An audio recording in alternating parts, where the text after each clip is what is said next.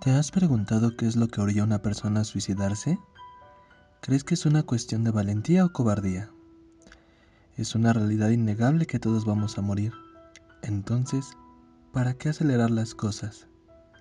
¿Qué tan oscuro o intolerable debemos de ver el mundo para ya no querer seguir en él? Lo que a continuación te presentaré es un breve paso por la vida de algunas escritoras que decidieron quitarse la vida. Sirva esta introducción para invitarte a que te quedes a ver todo el video.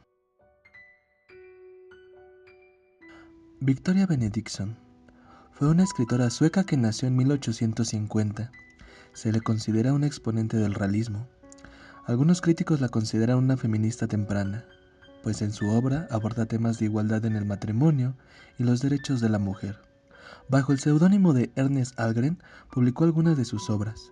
Se casó a la edad de 21 años con un hombre viudo mayor que ella por 27 años. Se dice que no era feliz en su matrimonio y tuvo un amorío con el crítico y filósofo George Brandes. Se ha llegado a pensar que de esta relación y la posterior fractura de la misma fue el detonante para el suicidio de Victoria. El 21 de julio de 1888, en una habitación de hotel, contempló entre sus manos una afilada navaja. Tal vez al inicio un poco indecisa, hizo 2 cortes en el cuello, no lo bastante profundos como para matarla. Realizó un tercer corte. La navaja había llegado a la carótida. Al pasar el filo por una cuarta ocasión, el flujo de su sangre ya era una sentencia segura. Finalmente, a solas, en la intimidad de una habitación, falleció desangrada. Teresa Wilmsmont fue una escritora chilena que nació en 1893. Al igual que Victoria Benedictsson, se le considera una precursora del feminismo. Su vida fue una montaña rusa de emociones. Se casó a la edad de 17 años y de ese matrimonio obtuvo 2 hijas, un marido alcohólico y celoso y un romance extramarital con un familiar cercano de su esposo. En 1915, un tribunal de lo familiar la declara mentalmente inestable y es internada en un convento. Casi un año después de su ingreso, comete su primer intento de suicidio, pero fue ayudada por el escritor Vicente Huidobro para escapar de ese lugar. Entre las muy versátiles historias que acumuló, Teresa fue testigo del suicidio de uno de sus enamorados, que se quitó la vida frente a ella por un conflicto amoroso. Viajó a Nueva York en tiempos de la Primera Guerra Mundial para unirse a la Cruz Roja, pero tuvo un recibimiento hostil debido a su aspecto y sus apellidos y fue tratada bajo sospecha de espionaje.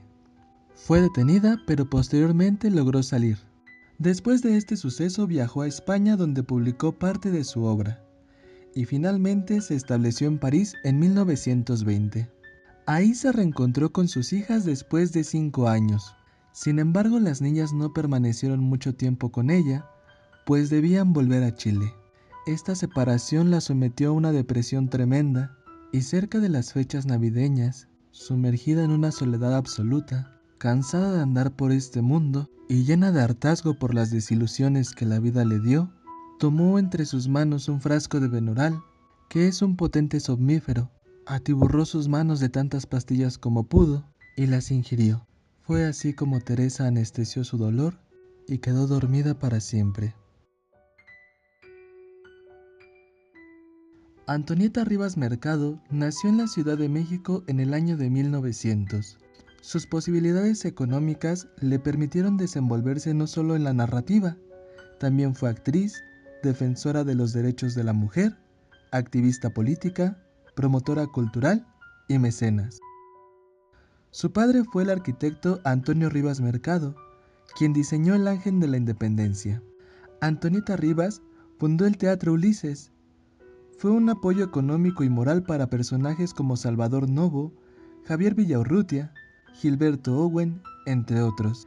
Se casó a la edad de 18 años con Albert Edward Blair, un inglés que residía en Estados Unidos y tenía amistad con la familia Madero en tiempos de la Revolución Mexicana. Tuvieron un hijo al que llamaron Donald Antonio. Unos años después se separaron. Ella viajó con su hijo a Europa y Blair se dedicó a la política. Al regresar a América, Antonieta tuvo que luchar por la custodia de su hijo, lo cual mermó un poco en su salud y en su estado emocional por el desgaste que implicó el proceso jurídico. Entre los años de 1928 y 1929, Antonieta tuvo una relación sentimental con José Vasconcelos, a quien apoyó en su candidatura.